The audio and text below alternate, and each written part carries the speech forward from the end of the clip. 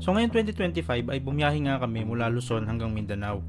So ako nga lang mag-isa ang magdadrive at isang araw lang ang preparation namin kaya mabilisan na namin ginawa lahat ng mga kailangan gawin.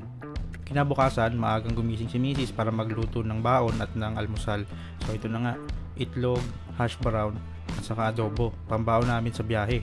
Tapos sinakot na namin yung mga natitirang gamit at ready na kaming umalis. Around 8 AM nung nakaalis kami dito sa San Pedro, Laguna. Dito na kami inabutan ng lunch sa Quezon.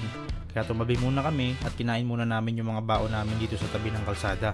Matagal na kami nagro-road trip kaya alam na namin na mas matipid talaga pag magbabaon kayo kasi matagal ang biyahe. Pagkatapos namin kumain ay umalis na nga kami agad bumiyahe. Sobrang lubak ng kalsada dito sa Quezon hanggang Bicol kaya lalong natagalan yung biyahe namin. Straight na biyahe na naman to hanggang hapunan.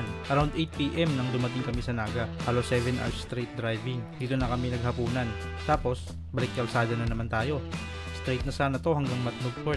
Kaso sobrang lakas ng ulan at pagod na din ako dahil madaling araw na kaya natulog muna kami dito sa Riders Inn sa Sorsogon. 9 AM ay umalis din agad kami dito at tumiretso na kami sa Matnugport sa pier. Around 12 noon nakasakay kami agad sa barko. After 2 hours ay nakalapag na kami sa Allenport sa Samar. Balik na naman tayo sa kalsada. Naghanap pala muna kami ng makakainan tapos dire-diretso na to hanggang Ormoc City. Check nyo pala yung comments dito, lalagay ko dun yung link ng buong video.